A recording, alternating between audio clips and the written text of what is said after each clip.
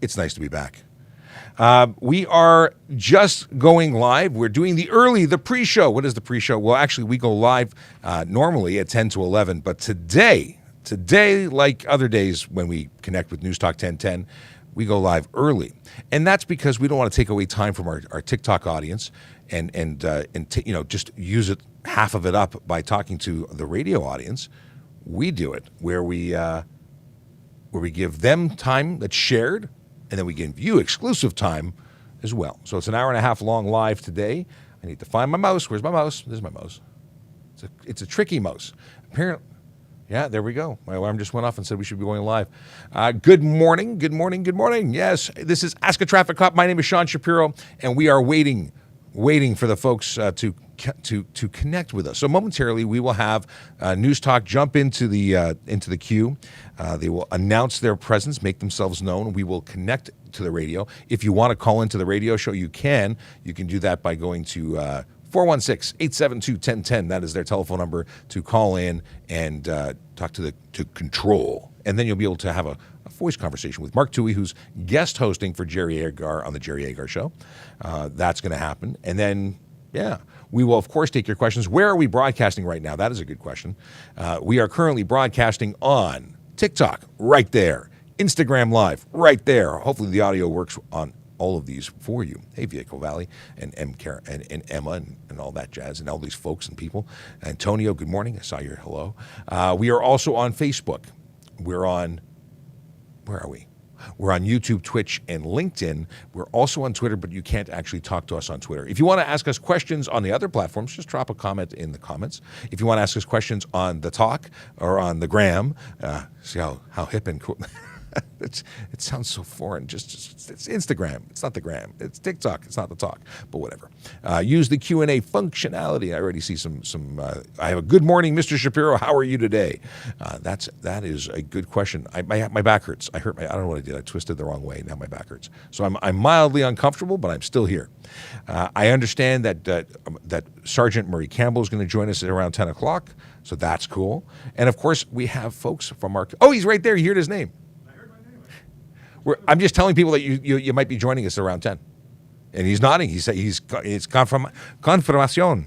Now we have, I have to look over on this one. He may even join us on camera, but I have a bunch of messages that have come in through Volley. Volley app is, we got News Talk. They're in the green room. Hang on, Good morning. Good morning. How are you? I'm doing well, sort of. Yeah, I heard you hurt your back. Yes, I am mildly uncomfortable. Yeah. Oh, wow.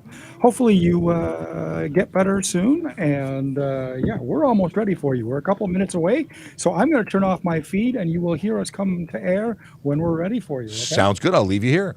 Thank you. Thank you. And as you heard, that was Control. They are good to go. Our connection is live. If you want to hear what's going on the radio, tune into 1010 on your AM dial in the GTA. I assume it's the entire GTA that gets that channel. It's a great channel. I listen to it all the time. I was on the Jim Richards show last night. Now, what do you do if you want to call in? It's 416-872-1010 or text 71010 with your questions, and they will take your callers. They will, they do their thing. That's their business. Well, also, of course, we will also, of course, be taking your Q&A questions. So if you drop something in the Q&A, when Mark says, hey, what's going on TikTok, I will be able to use your question. Okay, what do we got here? Oh, lots of good questions about recruiting. Our tattoos for bids. Greg wants to know. If you want to become a member of the Toronto Police Service, go to www.tps.ca/careers. All the information you ever wanted to know and more. And if your tattoos aren't offensive and visible, it's no problem. We have lots of officers that have tattoos. It's a thing now. It's popular. Once upon a time, you would never see that. And I know that a friend of mine was living in Germany, because I think his mom was German, his dad was Canadian, and he moved to Toronto again to become a police officer because you couldn't be a police officer in Germany with visible tattoos, and he had sleeves. So not everywhere accepts them. So good question. We're gonna at 10 o'clock we'll talk about where Vision Zero is, because that's a good thing. What is this? Our social media. I don't know what this question is. We'll come back to it. And Undead Neon says, "Good blessed Wednesday morning to everyone." Thank you, Neon. always with blessed warnings. That man, he's a mechanic. He's a magical mechanic. He talks about mechanical stuff. Mans wants to know if I like donuts. Seconds. Everybody likes donuts. Let's get real. Here we go. Take my sippity sip.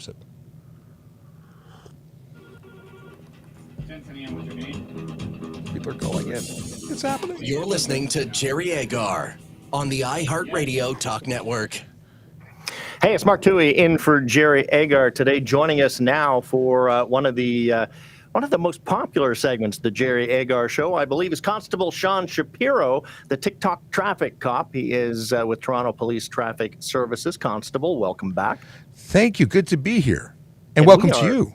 Thank you. It's great. I always enjoy this segment when I'm guest hosting here and get a chance to talk with you. And today I'm particularly excited because the questions I've got in front of me from the text board and a couple of callers already lined up are questions that I haven't heard you asked by listeners 100 times already. So I'm mildly nervous. Exciting.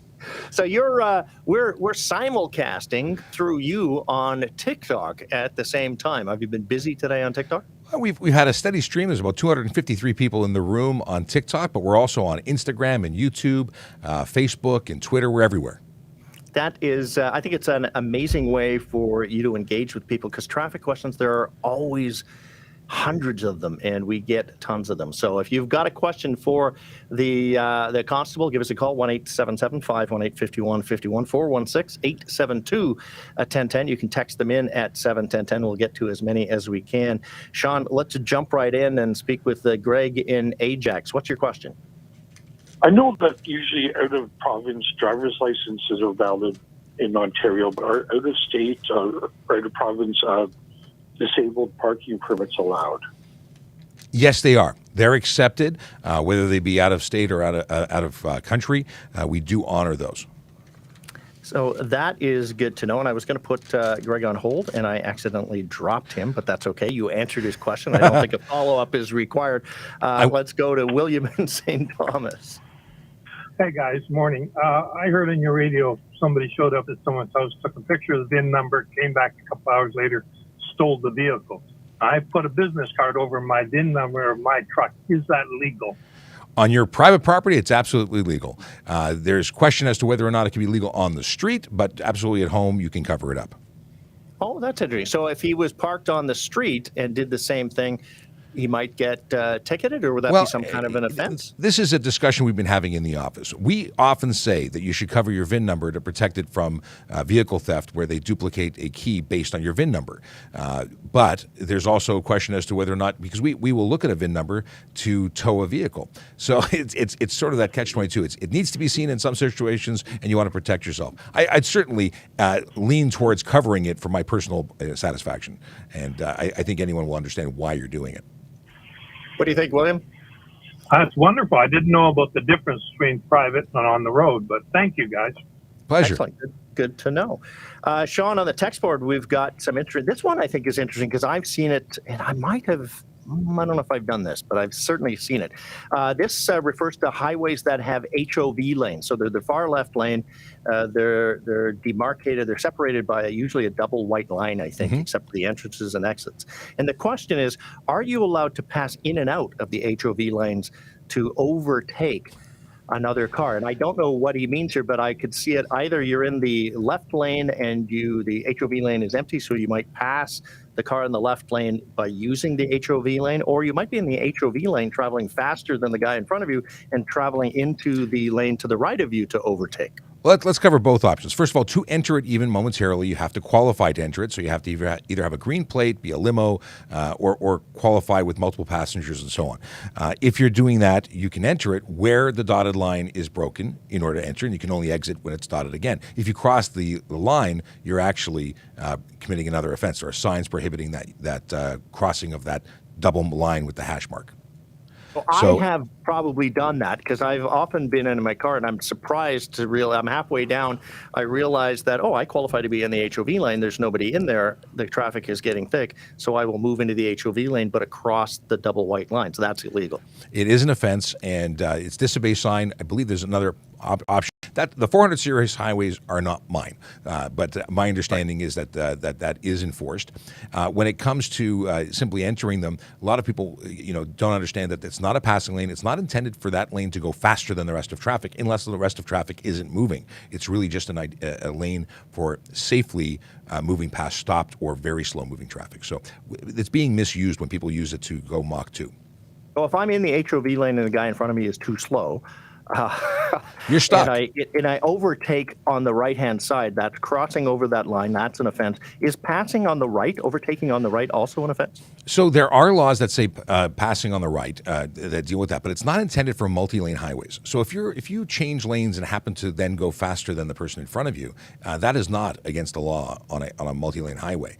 If you do that and you cross onto a shoulder to pass somebody, that's when that law really is intended for. So if you caught that story, I think it was in Ottawa, where a gentleman passed an off-duty police officer by traveling on the shoulder at speed, and then got served a ticket at home later that evening. That's because what they did was unsafe. It was careless driving. Now, if that police car had been stopped waiting to turn left, there's an exception for that as long as it's safe and slower, right? Exactly. If your signal's on, you're stopped waiting to make that turn or in the process of making that turn, then you could slowly and safely pass on the shoulder. Okay, let's go to Brampton and ask Mark. What's your question for the TikTok traffic cop? Hey, Mark. Hey there. Go ahead. What's your question? When is it legal to turn left on a red light? Oh, a good question. So in Ontario, you can make a left on a red light if you are on a one-way street turning left onto another one-way street. That's the only time you can do it. And of course, you have to make sure there's no sign preventing it.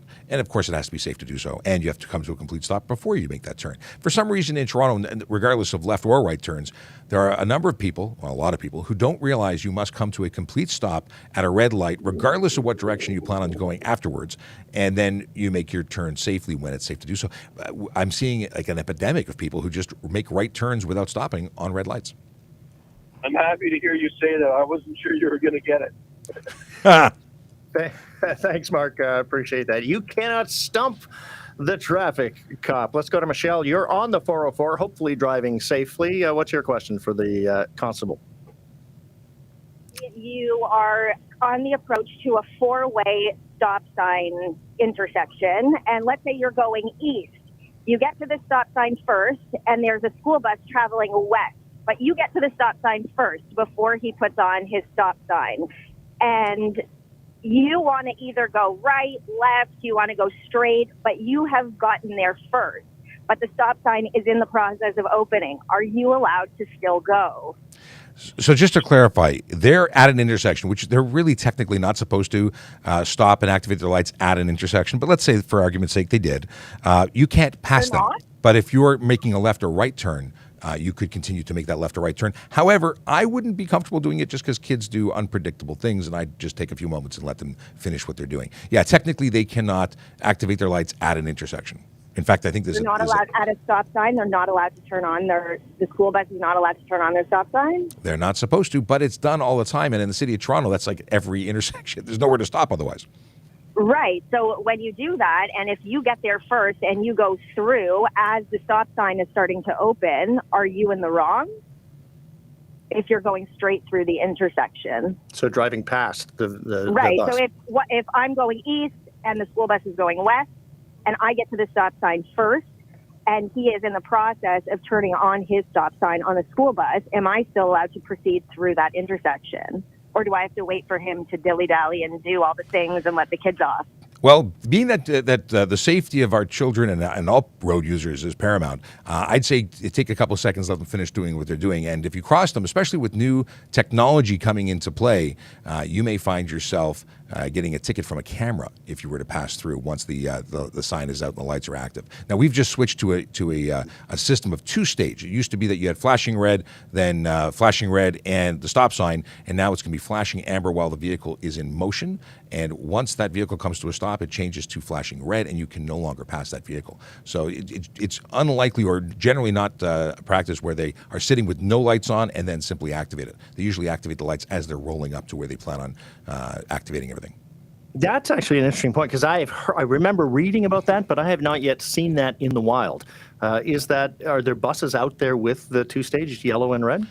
So now we were the last province in Canada to have red only. We are all now completely converted as of this school year to 2-stage amber and red. So I guess I just had. Well, actually, you know what? I'm not driving these days. I'm Mr. Transit these days. We'll be back in just a moment with Constable Sean Shapiro from Toronto Police Traffic Services. He is the TikTok traffic cop. We'll find out what people are asking on TikTok and take more of your calls. Okay, we're taking a sip. It is 9:45. Time for News Talk 1010. Time saver traffic. Toronto bound QEW. I'm going to mute for a second. Here, we'll put him in the background for a second.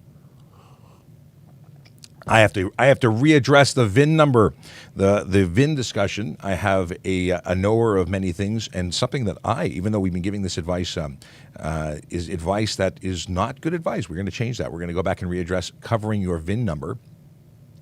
And there are federal regulations that require a VIN number to be visible. Just reading through an email I received, and it's good. It's good information. Okay. As I read all this stuff. Okay, I appreciate the email.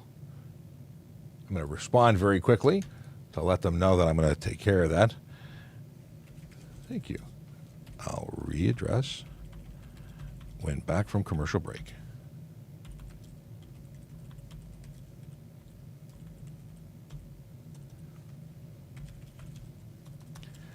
Well, I'm not used to typing emails while I'm live, but I want to make sure I respond and not forget. Here. Okay. Boom. Done. Sent. Don't cover your VIN.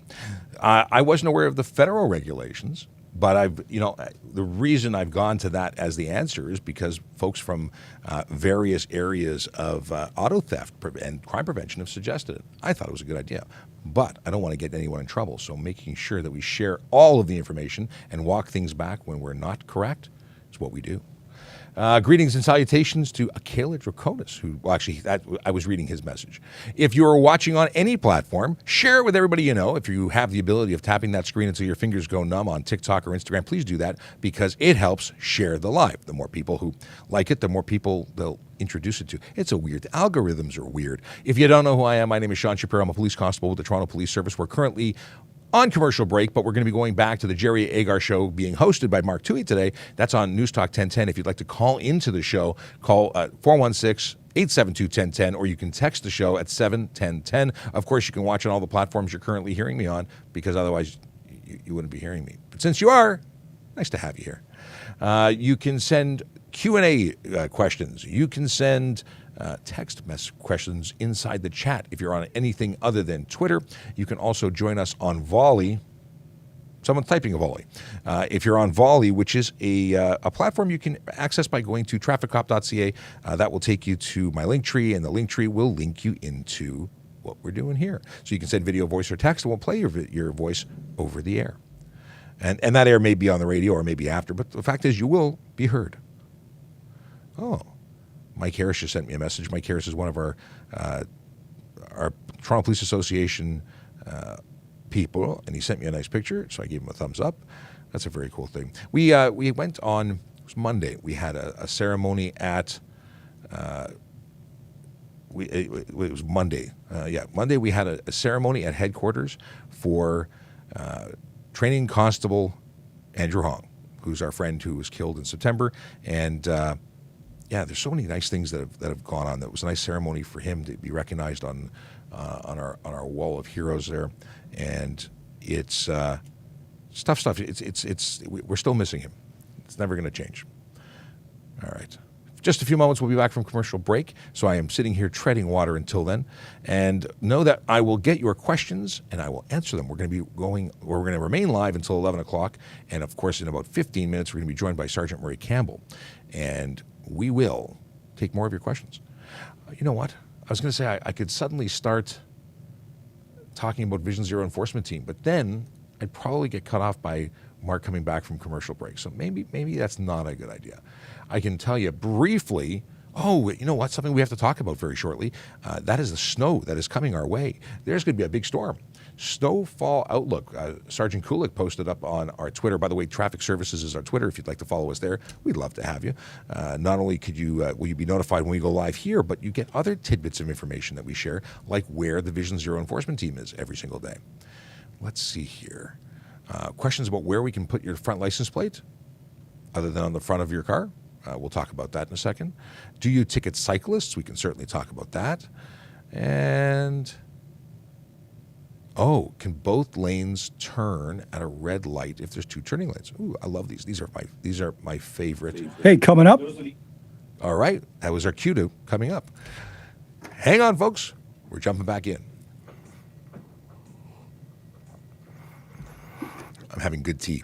My tea is good. This is Jerry Agar on the iHeartRadio Talk Network. Hey, it's Mark Dewey in for Jerry Agar. Today we're talking with Constable Sean Shapiro of Toronto Police Traffic Services. He is the TikTok traffic cop. Sean, before I ask you what's going on TikTok today, I think Tony Tedesco, the op, told me that you wanted to clarify something about the VIN number. Yes, and thank you. I got an email from a member of our service who wanted to clarify something, that the VIN number is actually controlled by federal regulations and you shouldn't be covering it. So that is something that I want to clarify. Although it's being shared as a theft preventative measure, it is not legal. And I don't want people to get the wrong information. So I've been corrected, and now everybody else has been too. There are other ways to prevent the vehicle theft: blocking your ODB port, installing an ignition interruption switch that you can hide in your vehicle. There's a ton of different ways, and ultimately what you want to do is dissuade someone from breaking into your vehicle, but you're never going to absolutely make it theft-proof. We just want to make it tougher than the other vehicle. Although if I have a nice fancy car, I might be willing to risk a ticket in order to prevent somebody from stealing my car if I thought putting a note over the VIN would make a difference. But that is not the law. That is not the law, and I want to make sure that everyone makes their decisions, that they're educated when they do it. But here's the thing: even if you block that, if we counter every other measure, they pick up a tow truck and they just take the whole car. So there's no perfect solution, just ways of making it more difficult. Let's go to Norm on Highway 401 or 400. Sorry, go ahead. Yes, good morning. How are you? Well, thanks. What's your question? I'm good. Okay, I'm driving my 80,000-pound truck in a multi-lane road.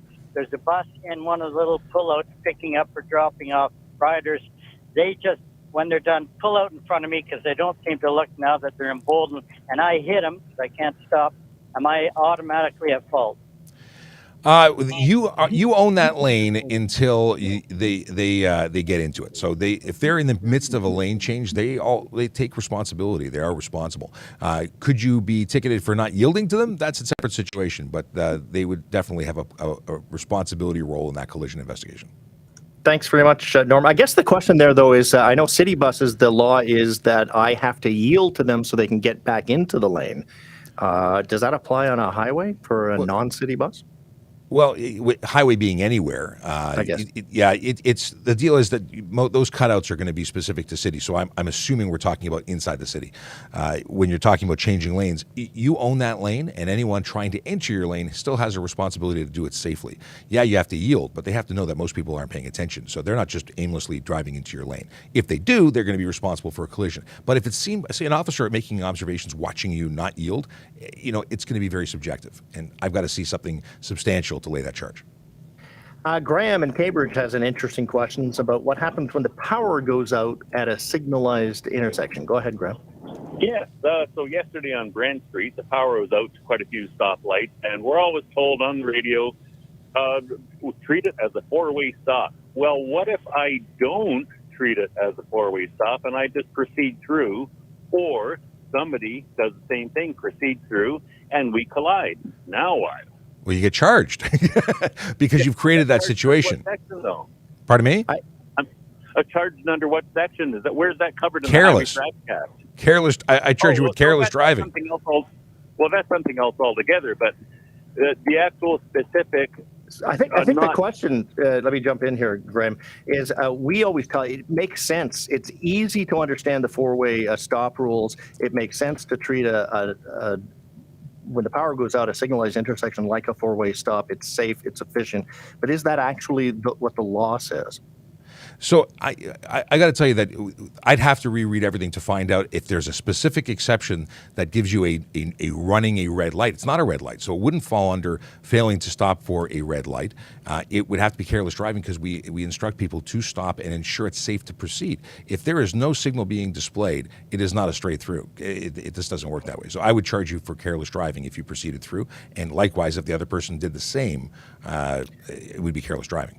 At the most, it becomes an uncontrolled intersection, so those rules would apply at the very least, right? You'd have to proceed when safe. And even if there's absolutely no marker, you must stop before entering another roadway. Fair. Good point. Let's go to Joshua in Brooklyn, Ontario. You've got an interesting question. Hi there. How's it going, guys? Going well. What's your question?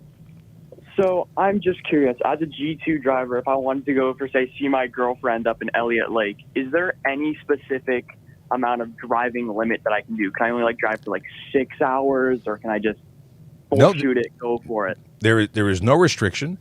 You can drive as long as you can do so safely, because obviously if you are driving and you're so fatigued that you're all over the road, you're looking at careless driving. But careless driving is popping up a lot.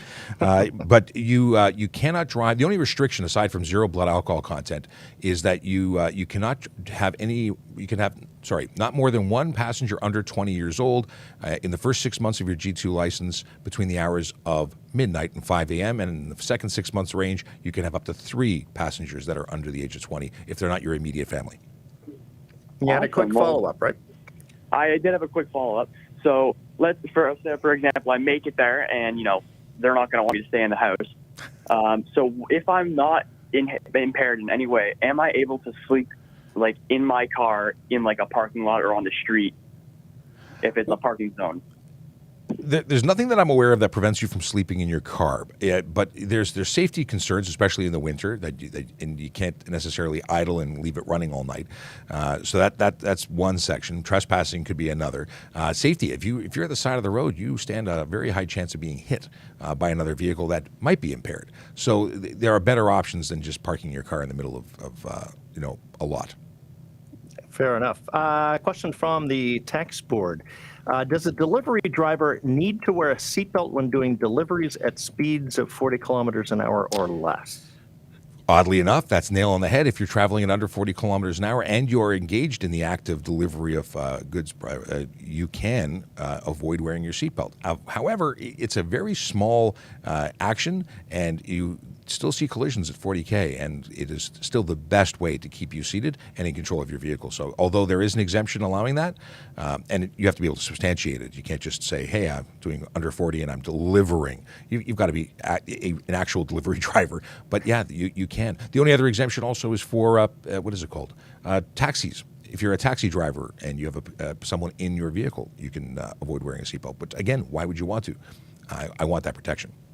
Yeah, you may be going only 30 kilometers an hour, but the vehicle that hits you might be going 100 kilometers an hour, and you still don't want to be ejected from that mess. Absolutely. And you're probably parking illegally if you're dropping and stopping things off. We've got about a minute left, Sean. What's the big question on TikTok today? Big questions. Here's one that I love, and it's if there are 2 right turn lanes at a red light, can you turn right on red from both of them? And I grew up thinking that you couldn't. I thought it was the curb lane only, but you can, in fact, make a right turn at a red light as long as it's not prohibited, and that it has to be safe to do so, of course, and you have to go into the appropriate lane. So curb lane to curb lane, next lane over to next lane over when you make your turn. I did not know that. I learned something every day. Magic. We don't have time. But this question has come up 3 times on the text board. Is there any law that says how far ahead of a turn you have to activate your turn signal? I am not aware of one that says there's a distance. Fair enough. You just, I don't like people who activate them too soon because there's 5 places they could have turned before they actually get to the turn that they want to make. Makes no sense if they do that. Yeah, but also too late is no good. Sean Shapiro, Toronto Police Traffic Services, the TikTok Traffic Op. Thanks very much. Always a very popular segment. Appreciate your time. I love it. We'll see you next time. Coming up after 10 o'clock, It's time for Party for Two today with Mike Kaycook. There we go. We're done. We've done our part. No, we have fun doing it. And I'm on vacation next week, so I wanted to make sure we got another segment under our belts before I took off to avoid, leaving the city not knowing. And what am I going to do while we're not here? Well, we are going to play episodes of our vodcasts, our podcasts, but we're gonna air those every day. So you'll have something to watch, and maybe I'll be lurking in the chat. We have questions. We've got answers. We've got folks who are watching. And you know what we have? We have a sergeant who's not yet here. So we'll, it's not 10 o'clock though. He did say 10 o'clock. So let's get into it. Vision Zero Enforcement Team. That's what I promised we'd talk about when we came back. Whether you actually want to know where they are or not, we're going to tell you. December 14th, that's today, Vision Zero Enforcement officers who are focused on keeping our streets safe in communities that deserve to be safe. They deserve to feel comfortable knowing that people are not speeding, not driving aggressively, not driving distracted, and not driving impaired. However, they don't have that comfort because all too often we have people who are speeding, aggressively driving, distracted driving, and impaired driving, and that's exactly what the Vision Zero Enforcement Team is out there doing. They're looking for those drivers who are choosing to make the roads unsafe because we accept that minor collisions, they're going to happen. But the ones that lead to serious injury and death are totally preventable and unacceptable. That's what they're doing. They're giving out tickets, and they're not giving out hugs, because they're trying to make the road safe. People keep saying, "Oh, it's a tax man. It's you're just meter maids with wheels."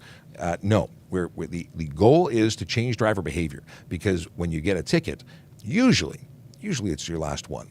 Sometimes you need a couple, but eventually points take away your license or your insurance rates go up. Something happens, and it prevents you from continuing that path, that course, that way of being. At least I hope. Listen, when I was a kid, I got a couple of tickets, one for a stop sign, one for speeding. Those were the last two tickets I ever received because it was the last time that I thought it was a good idea to do those things. Mind you, I didn't even see the stop sign, but that's another story. Okay, where are they today? 14 Division and 55 Division, those are the communities, the neighborhoods of Christie, Ossington, Annex, Little Italy, the Beaches, Riverdale, Danforth, East York, neighborhoods with real people who deserve to be safe in their neighborhoods. I think I said that twice. That's okay. Let me take Jerry's face off the screen, even though Jerry wasn't on the show. On YouTube, it had a big old Jerry with a Newstalk 1010 logo and his telephone number on. We have Big Jeff Fresh with a good morning who came in from YouTube. Akela says he's got an eye appointment. That went well. He can see clearly now. Apparently that's a song. I can see clearly. Yeah. What do we have here? We've got some questions we're going to dive right into. If you've got questions, we've got answers, usually. Jump into the Q&A and ask away. April says, Highway 11 is so dangerous with the truckers. I don't, it's a statement, not a question, but I don't know what you want me to tell you about it. I don't know where to proceed with your question. Could I make a U-turn on a red light? No, you can't. Although there's a lot of drivers who seem to think they can. You can't enter an intersection on a red light to make a left turn or a U-turn. That would be proceed before green. That would be a ticket, or even potentially bigger, depending on what happens next. Right turns on red, that's it. When it's safe to do so. U-turns are one of the riskiest maneuvers, although I've had a driving instructor tell me it's not risky. I beg to differ. Hey, sorry. I put up another mic even here if you wanted to well, I don't know about getting you on TikTok because it's a very small field of view, but Sergeant Campbell is approaching. We're figuring it out. All right, we're gonna see how this works. Well, how's that? Let me give you mic number 4. All right. How's that? Well, you are here on YouTube. You are not visible on the other platforms, but he's here, and if you want to see him, you got to go to our YouTube. Actually, YouTube, Twitch, LinkedIn, Facebook, or Twitter. He's just not visible on Instagram or on. Oh, there you go. Sliding by. The question was, could I make a U-turn on a red light? And to that I said, no. You can't enter the intersection on a red light for a U-turn. No, the only way you can enter an intersection on a red light is to make a right turn. On a right turn, yes. Yeah. Or left turn if you're red to one way to one way. We had that on the radio this morning with Mark Toohey. See, now I want to look over my shoulder to talk to you. I'll look at you there instead. Can you put your front license plate somewhere else, like not on the front? Like on the back? Well, the back has its own already, and it's illuminated as per the regulations, but... How about the side? No. The regulations say the front in a conspicuous place. The front isn't the side isn't the front. How about putting a sharp piece of metal in your front window? It is the dashboard shuriken, as I like to call it. And no, it is not appropriate. You can't put it there. It must be displayed in accordance with the Act, which says the front of the vehicle, not 50% or 40% in behind glass, which in itself is an obstruction. Now, here, this is bottom. Akila says, how about the bottom? You can't put it on the bottom. Under your vehicle, also not good. Now, there is a place that you can put it, which is in a tow hook adapter, still in the front, still facing, still conspicuous location, and oddly enough, people like them more. It doesn't have to be centered in that front place, but it has to be in the front. Yeah, clearly visible from the front. Okay. Hugh says she misses that sergeant's face. We have... kind of behind your... The microphone? Microphone here. Let's see what we can do here. Look at this. Hey, look at that. Yes. You can look at the side of me. Yes. You don't. You can speak past it. You don't have to. You can do that. Yeah, there we go. That works. Does Drake? What is the meme with Drake? Everybody wants to know. Does Drake have the right of way? I don't get it. But apparently, there's somebody who cares about how Drake drives. I don't think Drake drives himself anywhere. Doesn't he have a limo driver? I know he got him. Well, his driver's got himself in a little bit of trouble. At one point, there was a video going around a little while ago about that. Yes, he has a number of drivers and vehicles, and he had a bodyguard that got out and directed traffic. That's I think it was 2017. It's quite old. I don't know if he's still doing stuff like that or not. Let's hope not. Is it illegal to run wider wheels on your truck? Well, what does wider wheels mean? If they're protruding significantly from the body, if they're not covered by fender flare or fender, that's a problem. They are running into other things like the lack of mud flaps. They would require mud flaps. It's an interesting discussion. We've had lots of this discussion. I got to look you over there. You know what? Having wider tires on the back or on anywhere on there doesn't in itself is not illegal. It's how they're mounted. The rims, what the offset on the rims is, how far it sticks out. Is it covered? Do you have aftermarket covers over that? Does it exceed the maximum width of a vehicle allowed on our roadways? A whole bunch of things have to be considered when doing it. But no, I have vehicles that have wider tires on it than they originally came with. I've been told that, yes, originally they came with, but still likely covered by the fender. Yep, absolutely. A mechanic friend of mine said 1/4 inch, that they can protrude 1/4 inch and still be within spec. That's a casual number being thrown out. I've not confirmed that on paper, but that's my understanding. If he's right and gets to keep his license.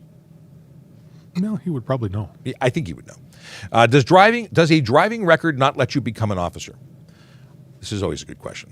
So first off, we are hiring. If you're interested in becoming a member of the Toronto Police Service or any police service, you should go and apply. But if you are interested in specifically becoming a member of the Toronto Police, www.tps.ca/careers, all the info you ever wanted to know. And the advice is you should probably get your driving in order, because if you have a very bad driving record, that could certainly hurt your chances.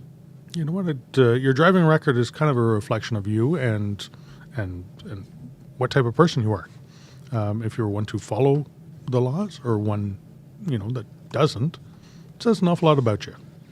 Yeah. And you know what? We need people that are honest, people that are upstanding, people that have good character, people that follow the rules that are out there. That's the type of people that make a good police officer. It's being respectful of the laws that you are expecting or being hired to enforce. If you don't care about them yourself, I think the biggest thing is if it's current. Like yesterday, you got a speeding ticket and it was a stunt driving ticket. That's a problem. If you had a problem 5 years ago but changed your life and have had a clean record since, that shows a lot about how you were when you were younger and how you matured. So it depends. That's our line. It is the line. We're going to get sponsored by a diaper company, an adult diaper. Anyway, Keenan asks, so I own a trailer, but the factory license plate mount obstructs the plate. So I zip tied it to the back of the ramp. Is that illegal? So it depends. So you do need a license plate light. It has to be illuminated on the back of a trailer as well. A lot of trailers are manufactured or made, because you can have homemade trailers. And the license plate is a afterthought. Some states, the trailer plates are very, very small plates. So yes, it has to be displayed to the rear. It has to be displayed to the rear at all times. At half hour before sunset and a half hour after sunrise, it has to be illuminated. So if you can do all those things, not a problem at all. And you could probably even get it with a battery-powered light, but it has to be illuminated when you need it. Right. Two things. Well, you know what? Let's go to Usman first. Why are license plate covers illegal in Ontario? If they clear, they protect. Sorry, if clear, they protect your plates and rust and other damage from rust and other damage. Can't read today. Well, even when they're clear, they may not be clear. They're obstructing. You cannot do it. There's other things that come into play. They may be, covering areas, diffusing light differently, causing reflections, making it so that it's harder to read that plate, and it has to be clearly visible.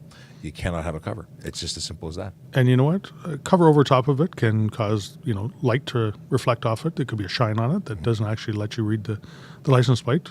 License plates have raised numbers and letters on them, and the reason for that is so that you can clearly see them in all light conditions. Shine your headlights on the back of it, you may get not be able to see it. So, no, they are not lawful at all in Ontario. And Jace wants to know if you're driving that half hour before sunset and half hour after sunrise. Sorry, half hour before. It's half hour after sunset and a half hour before sunrise. I thought it was the rules for licenses. Is lights on? Is for it's the other way around. For that purpose. Okay. So yeah, if you were only driving during daylight hours, you wouldn't get a ticket for not having a light on because we wouldn't know there was no light there. Right. Do you ticket cyclists? Is the next question in the list. And the answer is cyclists are vehicles and responsible for the same or many of the same laws that vehicles that are global and not just for motor vehicles but for vehicles. Like for instance, running a red light. That's one we would lay to a cyclist. Now there is a difference. It will not affect your driver's license because you don't need a driver's license to operate a bicycle. It doesn't carry any points with it that would affect your driver's license. But yes, monetary fines and everything, most things that driving offenses that are applicable to cars, vehicles, also applicable to bicycle vehicles. Yes, and you're obligated to identify yourself as a cyclist. Sean, I got to do a big shout out and a wave. My daughter is watching this morning. So. And can she see you? She can see me. On what platform? She's on YouTube. Ooh, that's good. Hi. This is all because of you, by the way. I have to be on camera, I was told. Yeah, I got called out yesterday for not being on camera. We started doing this together during COVID years or COVID times, so we couldn't sit at the same side of the table together. We had to be separate. So the microphone just kind of happened to stay that way, and today we're trying something new. Yes, and I like this. This is good. And we're working towards getting a true multi-camera system going where we can do different camera angles, the wide, the close-up. We're going to get there. We're going to be all fancy one day. What do we have here? We have a question saying, can I have a small light bar above my front plate? A small light bar. That's probably not going to be a proper headlight that's directed and focused and meeting requirements. It's probably something you have for off-road. And while you can have it mounted there, you can't drive with it on. Most of those light bars that are sold right now are not DOT compliant. They don't replace a headlight, although some possibly could. You'd have to check and make sure that it is. It has to be aimed properly. And, Yeah. Akela Dracona says, it's nice not to deal with disembodied voices. The man with the voice. Thanks, Sean and Murray. We'll add a light. That's for the trailer. And Tassos, says, it's been a minute. I will TPS follow up on hit and run in parking lots. Will the TPS investigate hit and run collisions in parking lots? We investigate. We'll take a report, absolutely. It depends on what evidence is provided and how far we can take that investigation. Very often, hit and runs in that situation, there's nothing to go on. Yeah, but should we find the offender, charges can be laid. Even though it's in a parking lot or private property, charges for a collision there, not reporting it, not remaining, not offering assistance, can be laid. Yeah, specifically those charges, not for causing the collision, but for not reporting it. It's a reduced number of offenses that are eligible for charges on private property.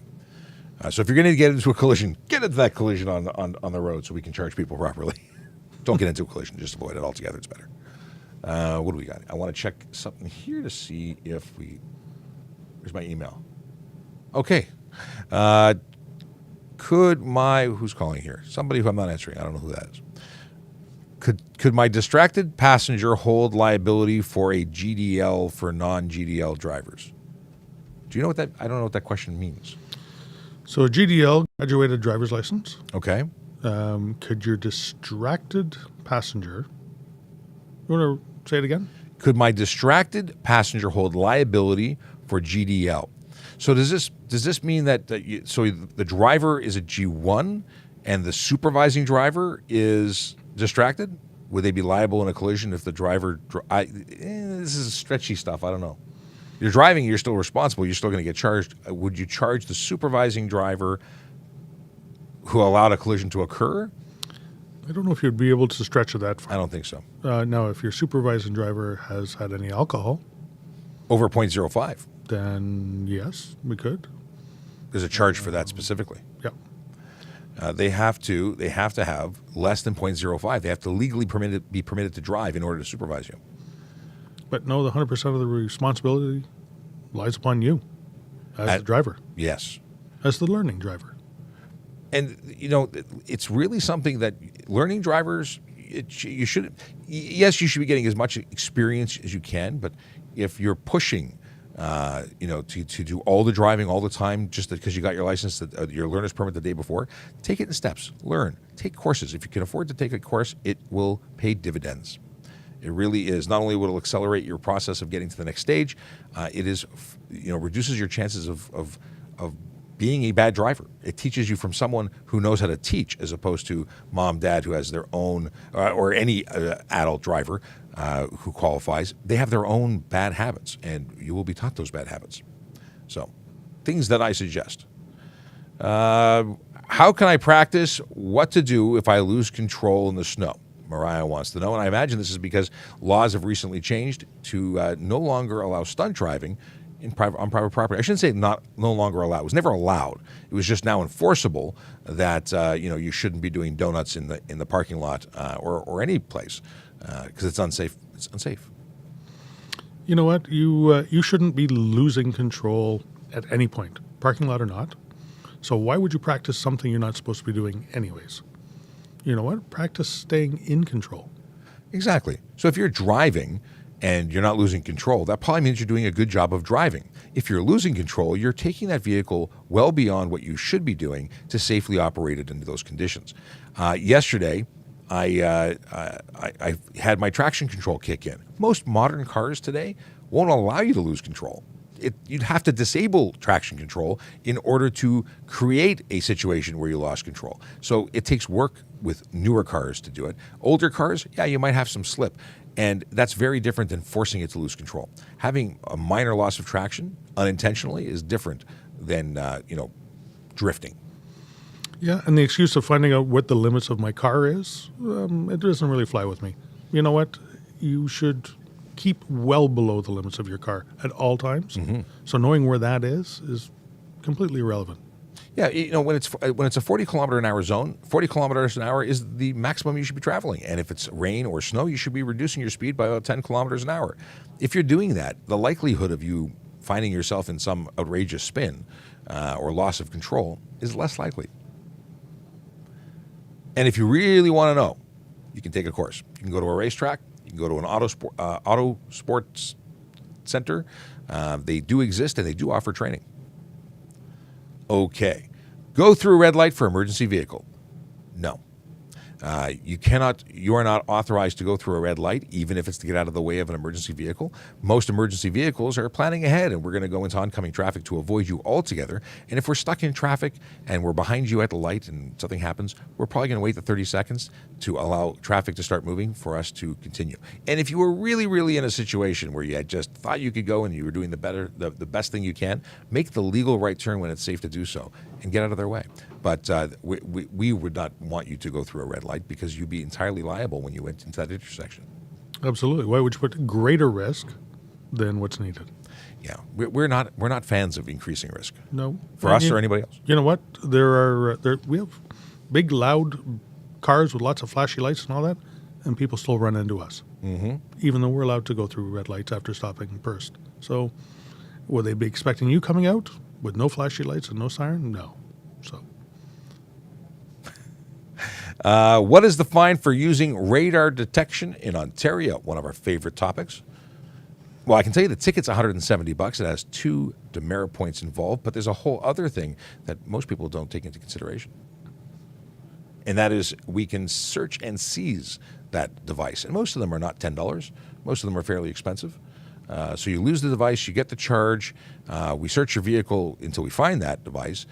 Jammers, by the way, radar detectors, laser detectors, jammers, those speed measurement warning devices and things that prevent police from properly assessing your speed all fall into the same area. And you know what, Sean? We can search anywhere in a vehicle or a person in that vehicle to find it. The HCA gives us great authority to do that. And what we take apart, we don't have to put back together either. But most drivers, in my experience, have just said, here, put your screwdriver away. And for good reason, because they like their cars, that they like to drive way too fast. Here's my problem, and I always go into this rant. Why on earth do you want to hurt people? Because that's what you're doing. You're increasing your risk of hurting people, killing people by going too fast. And the device that you're using to warn about speed detection, speed measurement, is to avoid getting caught temporarily, so you can then reduce your speed, not get caught, and then continue to drive unsafely. It's ludicrous. You are not helping to keep the road safe. We have had 50 fatalities this year on the road. 50. Now, we're still behind the homicide rate, but not by that much. Now, 50, is that an acceptable number? I don't think so. 1 is not an acceptable number. 0, that's why I say vision 0, because that's the only acceptable number. And if you're doing things that we know lead to serious injury and death, you're part of the problem. Colton wants to know advice for becoming a state trooper. Well, we are not in the United States, and I don't have specific advice for state trooper hiring processes. I actually have no idea what the requirements are. But, being physically fit, being, education. Apparently, I did not get that. But if you keep your education up, your volunteering up, your fitness up, these are things that are the baseline requirements for being a police officer anywhere. I would contact the state troopers to find out what their specific requirements are and work towards those. Be a good person. Be a good citizen. I like that. We have a volley from Chase. I got Chase, Jace. I got too many rhyming things in my head right now. Let me see what's going on. It's loading. We have. Okay, here we go. No, I have to turn the volume up or it doesn't work. I know you said police can't run through reds without their lights and sirens on, but can police speed up and run through yellows since they're allowed to speed, and do they have to have their lights on to do that? Well, oddly enough, a yellow actually means stop unless it's unsafe to do so. So accelerating to go through would be an unsafe maneuver, in my opinion. The sergeant can actually clarify whether or not it would be illegal. I would say that would be an improper move. I would stop. I would make sure it's safe. We are absolutely liable in that situation if we caused a collision, and we don't want that to come out of our paycheck. We'd also want to go home every day to our families. So doing things that are clearly unsafe is not something that we would condone. It's not well known that going through an amber light or a yellow light, the fine and the demerit points for it are exactly the same as going through a red light. Exactly the same. You should be stopping for it. You have to stop for it, except when it's not safe not to. That's past the point of no return where the light changes and you're seconds away from seconds. You're there. There's no way without hammering the brakes, and even then you would slide through the intersection. That's an unsafe situation. That's beyond the point of no return. If you can see it and you've got to accelerate to make it through, you should have stopped. And that's the way it is. How long until it's Sergeant Shapiro? Is that in the cards? That is a good question. I don't know. I have tried before. It takes a lot of studying and commitment, and my personal life does not have a lot of extra time for studying and that commitment at the moment. I took off 2 weeks of vacation last time to prep for it, and you really need to be able to put in 100%, and I don't have that 100% to do right now. So I don't know. We'll see. Maybe next year. We'll try.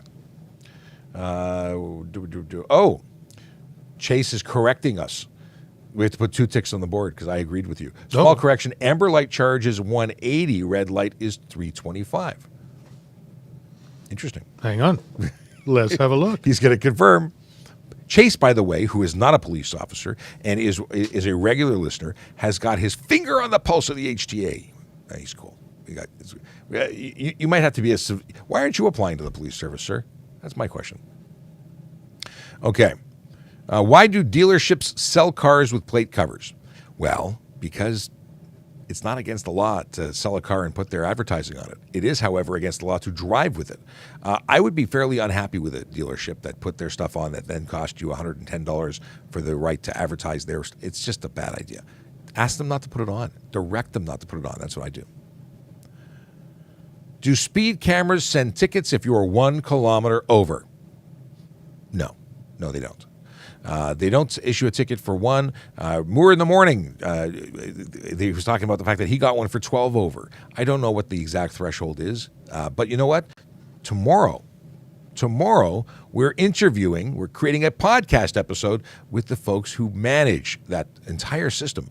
So it won't be I don't think we're broadcasting it live. I think we're going to record it and air it as a show later. It'll be episode 16 or 17 of our podcast, which you can get anywhere podcasts are available. You can go to TPS Traffic Jam. That's the name of the podcast. Search us, search me. You'll find it. You'll love it. Your life will be better for it.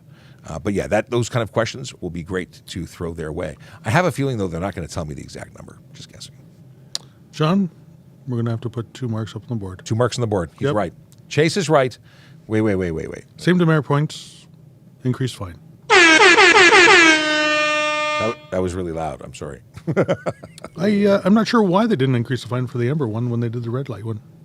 I think it should be the same. Absolutely. Same risk.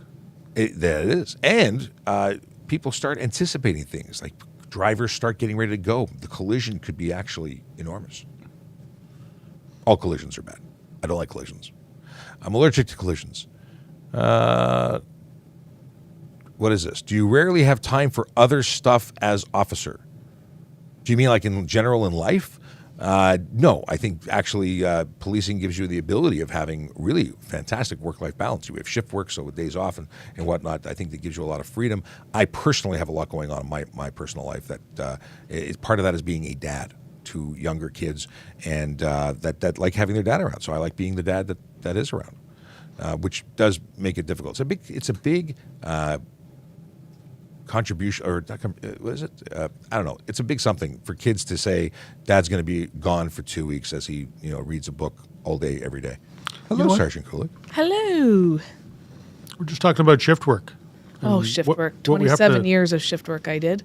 What we have to give up to be on this job. Yep. But you know what? I wouldn't change it for the world. It's a sacrifice, but it's a good one. Yes. I also like being able to shop at Costco when no one else is there. This is true. I miss that. And you know what?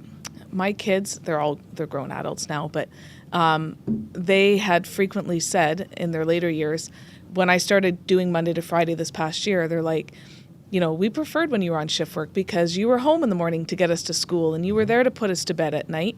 And we had days when, we could do things as a family where everybody else was in school or at work. So, and then when I did Monday to Friday, I mean, they're older, not at home anyways, but they said they prefer the shift work. So it's what your kids become accustomed to and what they know, and they adjust, right? They just learn. We missed Christmases and birthdays and stuff, but you make up for it. For sure. I absolutely loved night shift because I could take my kids to school, pick them up, and I was working when they were sleeping. They didn't know any better. I slept when they were at school. It was awesome.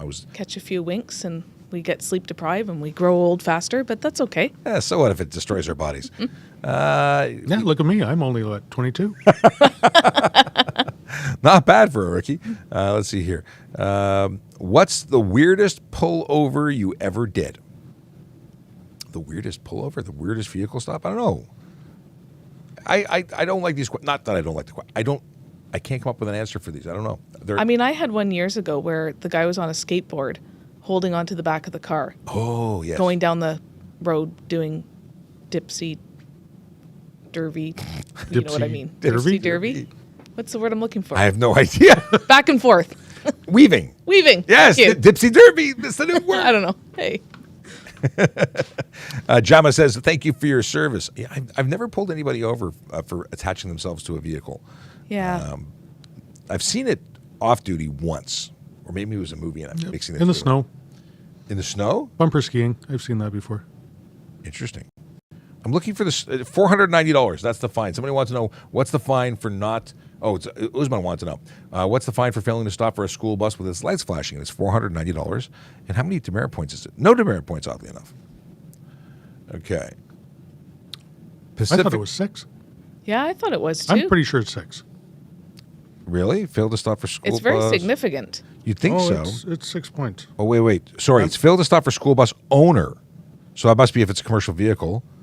It is 6 points. Because another tick for me, I read the wrong line. So failed to stop for school bus signaling or meeting, 6 demerit points, $490. There is a caveat. There is a failed to stop for school bus owner.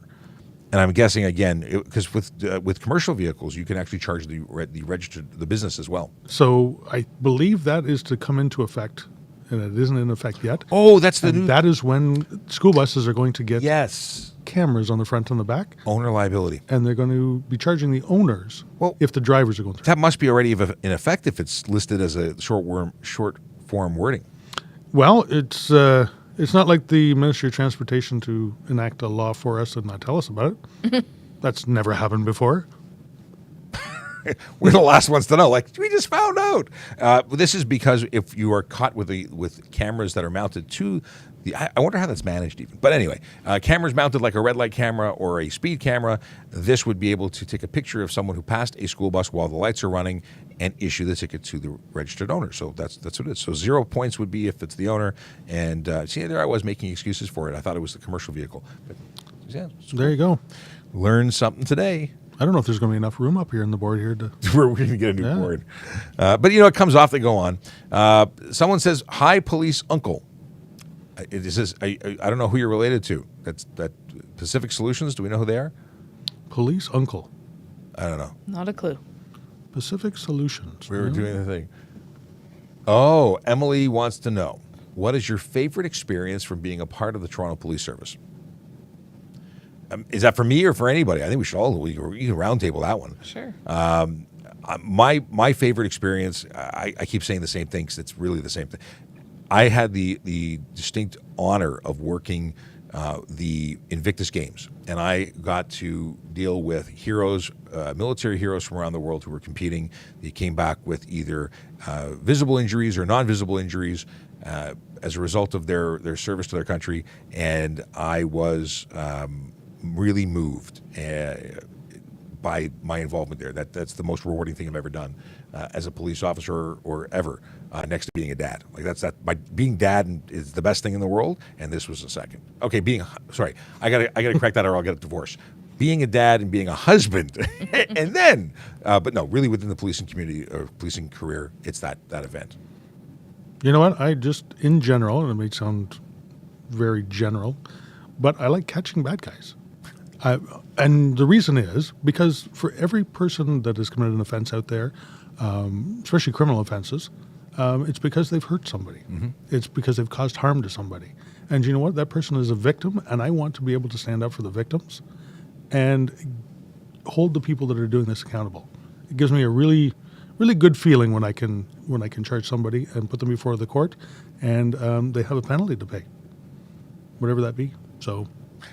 I got to say that every ticket I write is and every arrest I made is also it has that awesome same concept. So I still stand with my one detail. I can't beat that. The feeling like that it was different. But I like your answer.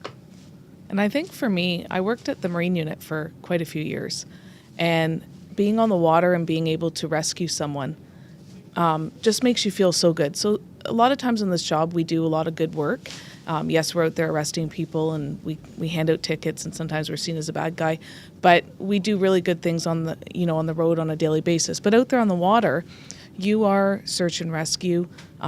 You are sometimes body recovery as well. But it's really rewarding when you get that call, and I can think of one that sticks out where we searched along with RCC Trenton, which is the military there, and did these grid searches, and we were out there for hours and hours on end. And finally, we located, my partner and I, the vessel that had been missing for 15 hours or something like that, with an elderly man on board, and he was okay, and dehydrated, and we were able to get him medical care and everything like that and reunite him with his family. So you think long term, if we weren't able to find him, what would have happened?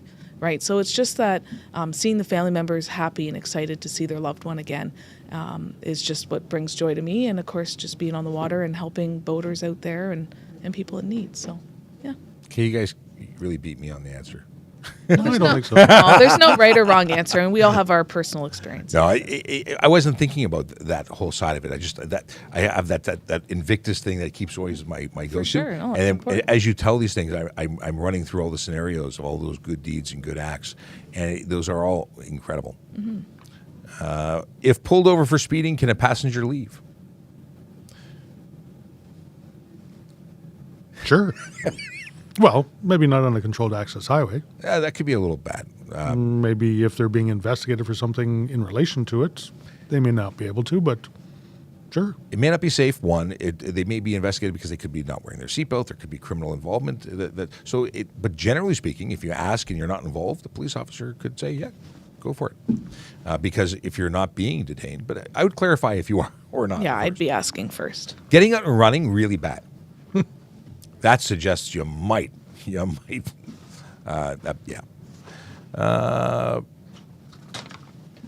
You okay? The chair went little boom. It went kaboom. What is this? What do officers wear more, stab vest or body armor? Depends on where you are, I guess. Depends on where you work. Yeah, and the type of work you're doing. Major disqualifications from being a cop. Well, obviously, criminal history is one that generally would prevent you from being a police officer. Horrible driving record may also. I don't know what else though. Obviously, if you can't pass the testing, that is a problem. Vision is a major problem. You can't be colorblind. I do know that. I think that's a hard no. So there's a whole bunch. It's all listed on our website, and we are hiring www.tps.ca/careers. All the info you ever wanted to know and more. If you saved someone from an attack, will you be charged? Depends. Because you can use as much force as necessary, but if you used excessive force or you did something that was crossing that threshold, you could be charged. You could be liable, even if you had good intentions. Once you go past that line, it could be a problem. I mean, that's not to dissuade you from saving someone's life. Just saying that you could end up being arrested. You could, until things get figured out. It depends. Just use common sense and reasonable amount of force, I guess, if that's what you want to call it. Be justified and be able to articulate why you did what you did. Yeah. Exactly the same as what we have to do every single day. Yep. Yeah, because if we go past the boundary of what's acceptable, we're going to be responsible. Is it justified? Is it reasonable? And did it affect the purpose? Then yes. And if it didn't, then you have to rethink your options there. But you can't undo things. So if you've made a decision, you're not responsible for it. And just remember, there are cameras everywhere too. So, although you have to articulate what you did, the video may paint a different picture. So always keep that in the back of your mind. But if somebody needs help, I think it's human nature to want to step in and help. And you could be the difference between them living or dying. Like you could save someone's life. I don't want to discourage someone from helping. Just, it's as much as necessary. It's intervening. And 911, calling 911 could be a version of helping. Becoming very vocal could be, I'm calling police, I'm videotaping it. Those could be ways of intervening. If you yourself are not someone who's physically capable and you want to help, it doesn't mean you have to get into a fight. It means you do as much as you can while maintaining your safety and being lawful. So, what do we have here? Do red light cameras activate? What do you mean? Only if you go through them. Yes. They take pictures if you break the law by going through. Yeah, absolutely. Would you arrest your spouse if they broke the law? So our boss said they wouldn't. I think it was because his spouse was watching. I think that also depends. I think it'd be safer not to. Well, because they'd kill you? Well, you never know. I guess it depends on what the offense is. So everything depends. My thought on it is I would not want to interfere with an investigation.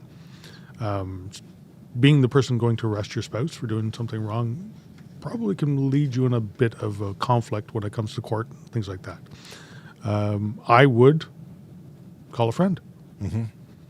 It's a very touchy subject because everyone has that window. Like, what's the theft? Did they just kill someone? Yeah, you're not going to cover that up. Like, I don't know. It's such an interesting question. Let's go to one that's a little easier. Can I drink coffee while driving? and the answer is you can, as long as it doesn't interfere with your ability to safely operate your vehicle. You know, if you close your eyes every time you sip, it's a problem. Some people do things like that. All depends on what kind of coffee, too. I was just thinking that. If it's one that Sean made in the office, no, I'll leave it in the office. It's an espresso. It's not bad coffee. We just don't like Nespresso. I like Nespresso. Even if you can get the stir stick to stand up because of the bubbles. We got a question of how low is too low for ride height. Although there are numbers that are provided in headlight restrictions from center of headlight to ground as maximums and minimums, the basic rule is if you can turn lock to lock and not make contact to the frame or body, you're probably okay. It's got to be functional suspension. But that's for unsafe, the kind of checks that we're going to do. But there are, you talk to the Ministry of Transportation Inspection folks, they get a measuring tape. They know exactly what's up. There's a difference between a manufactured car that has passed the inspection being low. Some super sports cars are very, very low to the ground. Compared to one that is designed differently and you've modified it to drop it down. How have you done the modification? How did you get the suspension to go that low? Did you just compress it? Did you change the geometry? Did you alter it from its original ride height? That may be not lawful, just by the way and manner in which you do it. Mm-hmm. It depends. Yeah, that's our line lately. Do your research before you do it. This is true. Big Jeff Fresh says no Irish coffee. No, not at work.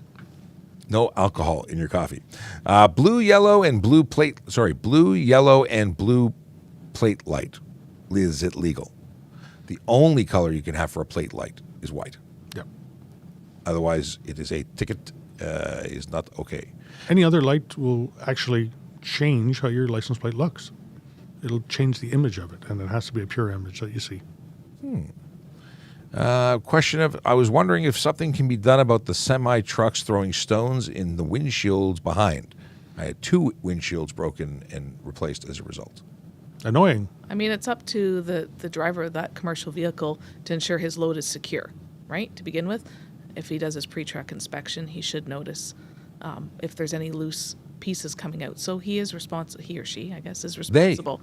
They are responsible for their own actions. So, I mean, unfortunately, if that happens to you, twice, I guess that's bad luck. But if you grab the license plate of the car and the vehicle and are able to call it in, if there's an officer nearby, they can potentially stop that truck and investigate further. So, and here's one thing that, and I endorse these all the time. Dash cameras are amazing. If you have a good quality dash camera, you can capture that. They capture audio. When you hear that ptink off your windshield and it cracks, they will have the video and audio to support what just happened. You may be able to get a plate number from it. You may be able to get a description of the vehicle that way. Good things to have. They're not terribly expensive to get something that will do the job. And I think they're just good to have, not just for stone chips and windshield smashes, but for collisions. They really are the independent, non-biased record of what happened. And at Traffic Services here in Toronto, as well as our other regional services, we have commercial motor vehicle inspectors. So if they're out on the road and a call comes in, potentially they can be out there. They're sort of the experts in that could check it out. And you know what? If the commercial motor vehicle is carrying gravel, that's their load. So all their load, the entire part of their load, has to be secure, covered. But there's also, being large vehicles, they do throw up debris from the road, and that is not always something that can be prevented, and it wouldn't be the same responsibility. But I don't think if you kick up a stone, you just kick up a stone.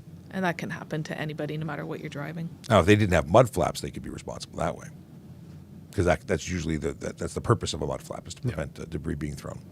Are sports cars targeted over non-sports cars? I think that's fair to say that violators are targeted over non-violators. I don't think the type of car has anything to do with it.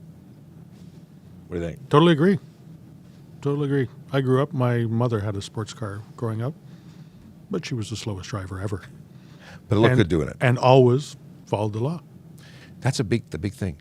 A lot of angry people on some posts recently. We had a Vision Zero enforcement post where someone was complaining that an unmarked vehicle was parked and a uniformed officer using speed measuring device, a laser, stopped the vehicle for speeding. They're like, this is wrong. It shouldn't be allowed unmarked. They're really taking exception to the fact that there are unmarked vehicles in our fleet, thinking that it's entrapment or some level of trickery to make someone speed and catch them for it.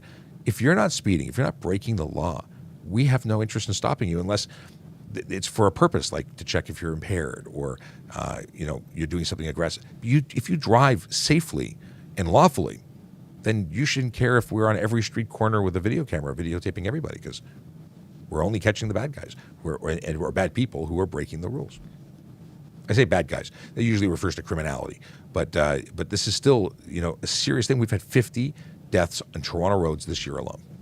Not all of them are because of speeders, but a significant number of collisions are influenced by speed. The level of injury and damage is influenced by speed. It's directly related. It's a thing. It is. It's a thing. Some things are different than other things. Let's see here. What are the right and wrong reasons to become a cop? Well, I mean, it's something you have to want to do. It's not something that somebody tells you to do. It's not a job. This is a career. And of course, we hope that, if you are truly interested, that you're going to do this job for 30 years, this career for 30 years. So, I don't know. I would even go one step further and say it's a vocation. It really is. You got to be the right person. You got to commit pretty much your whole life to this, because it's a change. You will have change. to think long and hard about what you want to do for your career, because that's a long part of your life. And if police work is something you've thought about over time and over the, for me, I started thinking about it when I was in high school, and I did a high school co-op with Halton Regional Police, fell in love with the policing world, and that's what led me eventually into coming on this job. So, you truly have to, your heart has to be in the right place. I would even go so far to say it's a calling. I think that when you come to this job, it's because you want to help people. It's sacrifice. It's not just a job to get paid and pay the bills. You give up a lot of personal freedoms. Like we talked earlier about going to your kid's graduation. Mm-hmm. You may not be able to. If something's going down and they're calling everybody on the road because there's a need for public safety, we're not going anywhere. We're going to go to where we have to be because we have to be there. We're obligated. Yeah, and you have to know before coming on to a police service, look into what is involved in it. Yes, it is shift work. You're not going to come in and start working Monday to Friday, but also think about the things that you're going to be involved in, the types of calls, the things you're going to see, and decide whether that suits you as a person, because it's not for everybody. But with that said, there are so many other positions, civilian positions that are non-frontline uniform, where you can still be in the policing environment, but not necessarily a police officer. So, yeah, I think it's, for me, this has been a really rewarding career, and I am very grateful for it.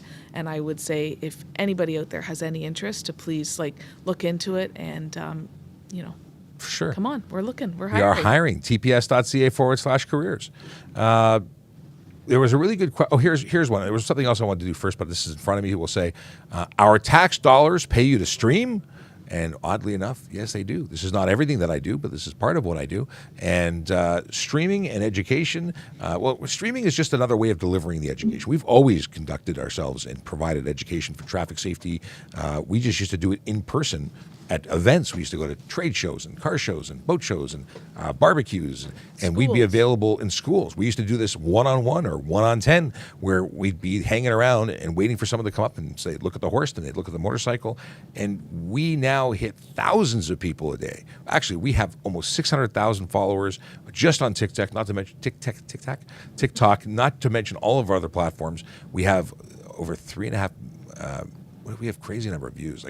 We are we are reaching more people, providing information that is required for them to be safe and legal. So it's important. It's important work, and it's being acknowledged by not only our followers but our command team and the community who like what we're doing. So it is tax dollars at work for an hour to 2 hours a day that we're busy doing stuff on social media, but it's the best investment on traffic safety that we can provide. And just if our like you said- education, oh sorry, I was going to say, just like you said, it's an hour a day. Now, there's 3 of us here. But you know what? I try to make time in my day because I'm busy doing an awful lot of other stuff. But I try to make time in my day to be here, to be part of this as well, because I see the benefit of it. I honestly do. It's better to know what you can and can't do, ask your questions here, than find out maybe out on the road as you're getting tickets handed to you. So. and at the end of the day, education is key to learning, right? And without having that knowledge base, you may not know what's right and what's wrong, and we're here to provide that. And hey, maybe by some of the advice that Sean gives on here, it could save someone's life one day, right? So, and that's the thing, you can't measure prevention. They say for every dollar, what did they say? For every dollar spent on prevention, $7 is saved, something to that effect. But we can't measure it. You can't quantify what we're doing here. Other than we've done surveys, we've had feedback from the public, we've done all sorts of things to try and gain insight as to how we're impacting the community that we're serving. And we've had people from as far away as Ireland, Germany, writing to say that they really appreciate what we're doing because they're entertained and educated, even though that's not directly related to their communities. And then we have lots of local people who reach out. And now not only have we done this on social media, but mainstream media takes advantage of us. We're on the radio like we were this morning on the Jerry Agar Show. I was on a show last night. We are constantly being called upon by mainstream media to answer questions for their viewers as well. So by making ourselves available, we're available, and that's about sharing that information. So I appreciate the question. I don't think it's an aggressive question. I think it's really a curious thing because very often we see police officers across the internet and they're doing this on their spare time or they're doing it on their lunch break. And this is something that is so important that our service has supported it and funded it and endorsed it. They bought all the equipment. They're really behind us. So thank you to them to allow us to do this for you. What do we got? We got 10 minutes. 10 minutes, then we got to do other things. Do municipal speed cameras work to catch speeders traveling in both directions? And we've talked about this before. I think the answer is that it depends on the municipality because they have different equipment. Yeah, different manufacturers are allowed to be used. Each municipality will set up their cameras differently, just like red light cameras. It doesn't always have to be from behind. So the answer, once again, is it depends. How long have you been in the force? For me, I can start and say that I've been with the service since 2000, so 22 years. I've had different roles. I started as a volunteer in the auxiliary police. I liked it so much, within 6 months I became a court officer. And I started working in the courts and prisoner transportation and courthouse security. I did that and then later transferred to the role of police officer, and that's where I am now. So 22 years in total, 10 years as a police officer, and I was an auxiliary sergeant when I left and a supervisor in court. So I've done a bunch of different things. It's been very rewarding. I've been around a little bit longer. 95 is when I started. And like you, I started off as a civilian court officer, working in the courthouse, and transitioned over very quickly and became a police officer, kind of around the same time that Sergeant Kulik did. Yeah, 96 is when I came on. And Sergeant Campbell and I actually went to Ontario Police College together and trained together. And lo and behold, 26, 27 years later, we're working together once again. It's funny how that happens. Goes full circle. Yeah. Residential area 30, school 40, safety issue ? Douglas Allen, I don't know exactly what you're asking me. But we've reduced speed limits in many areas, and the goal is to reduce serious injury and death when pedestrians are hit. It's less about two vehicles meeting in the middle. It's more about a vehicle meeting a pedestrian. So. And if you go on to the City of Toronto Vision Zero, you can look at their website. They have great information. There's a couple-minute video that explains it, but there's also lots of information on speed reduction and why it's done. There's information on how they're changing roadway landscapes, what the the police do. So it's an all-encompassing, all-hands-on-deck approach to Vision Zero. But that definitely lowering speed limits has proven to be one of the factors that are assisting in decreasing serious collisions. And you know what? The decision to lower a speed limit out there is purely data-driven.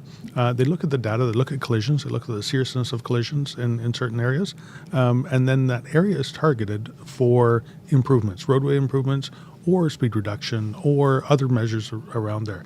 It's not like they just come out and decide this street, that street, maybe some other street, or they don't do it, across the board.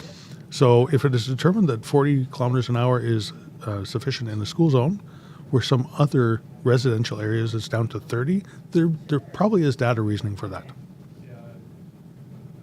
I'm trying to catch up. There's a bunch of messages came in through Q&A on Volley, which is available. Our Volley space is available through trafficcop.ca. There's a button that says Ask Me a Question on Volley, where you can send video, voice, or text. But there's a couple of quick ones, and then we're going to be wrapping up. So what is ERT and OPP? So every police service has their own tactical unit. The emergency response team, I believe, is the true team for OPP, but ERT I think is... ERTs are containment teams. Oh, yeah? So ERT stands for Emergency Response. Yeah.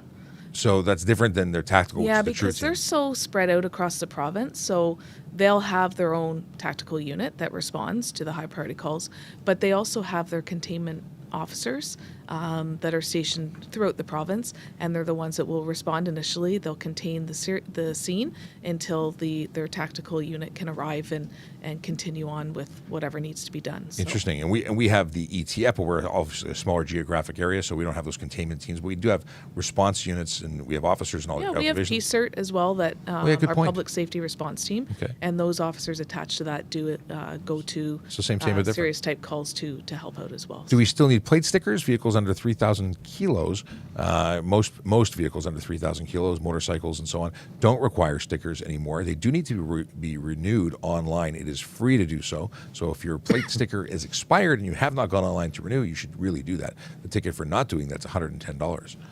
Any vehicle registered to carry anything over 3,000 kilograms still needs a sticker. You still have to renew it every year. Mm-hmm. And the one that gets me, snowmobiles. Yes. You still need a sticker on a snowmobile. That's why I like this question, because it really bugs him. It does. Snowmobiles are not driven on the road. They're only driven on private property, but we still need a sticker for it. I think they forgot about them. It might have been an oversight. That happens. Do dash cameras classify as an obstruction? It depends on where you mount it. So it can, if you put it in the middle of your windshield. If you mount it behind the mirror, which is where you should be mounting it, it's not an obstruction because you can't see it. The mirror is already blocking it. And there are suggested places for dash cameras. High and behind the windshield rearview mirror is the place to go. I'm trying to go through a couple of. Oh, we got a coughing fit. Can you make a U-turn at an intersection with a red? We already covered that. You cannot.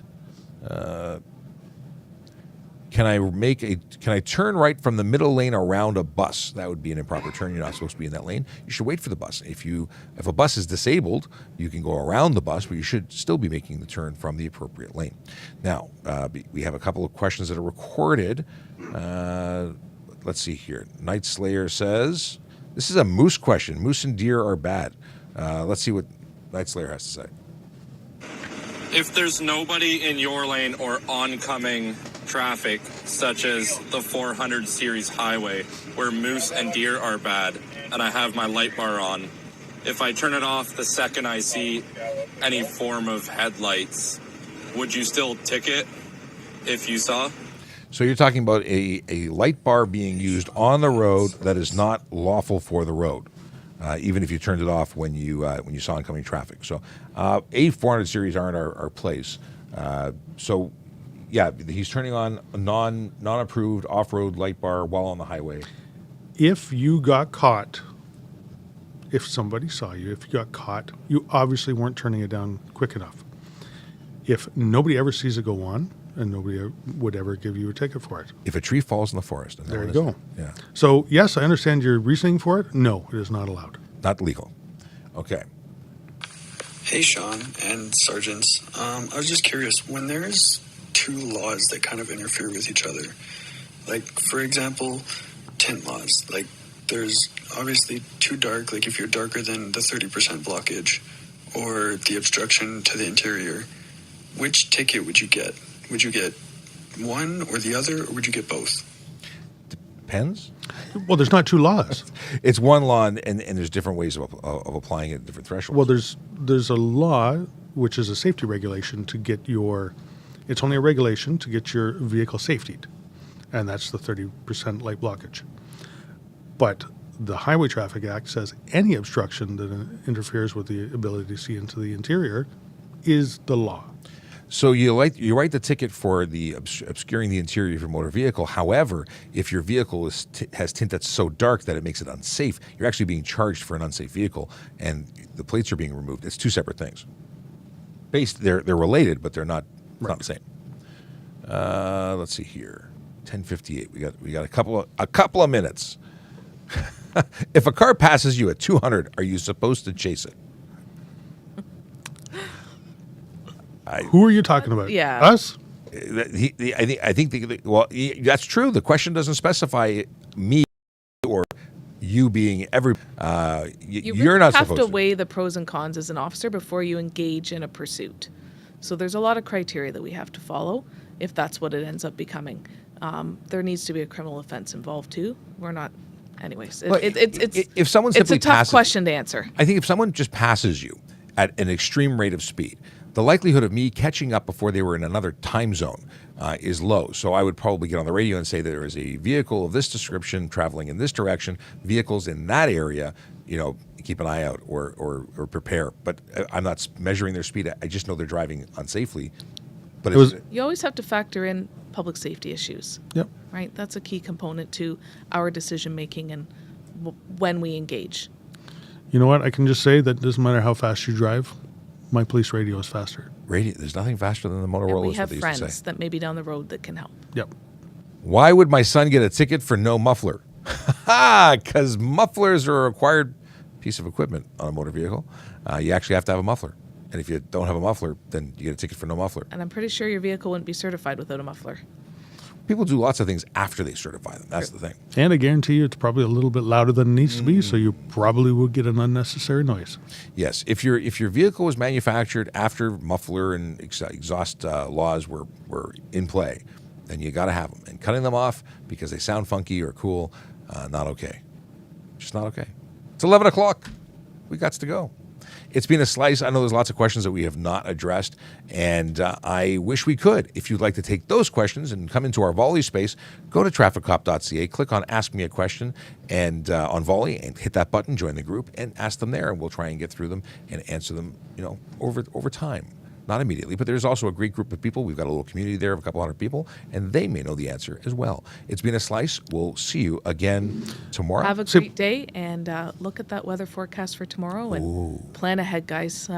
Supposed to be some nasty weather, so make sure you plan ahead. Saying bye to everybody, including my family that joined us today. So yes, and I'm going to hit the traffic song because you can't get enough of traffic song. We will see you tomorrow at 10 a.m. Ciao for now.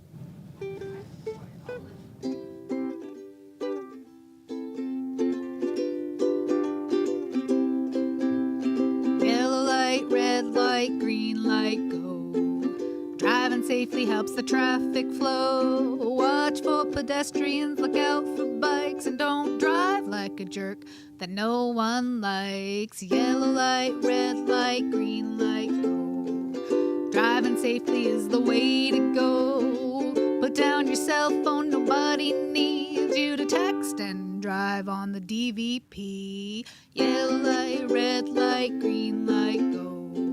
Stop at stop signs, look both ways, then go. Seatbelt, save your life indeed. And watch your driving, don't speed. Yellow light, red light, green light, go. Driving safely is the way to go.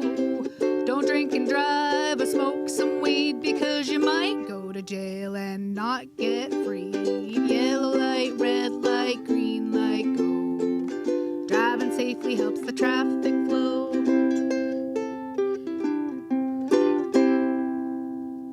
10, 9, 8, 7, 6, 5, 4, 3, 2, 1, 0.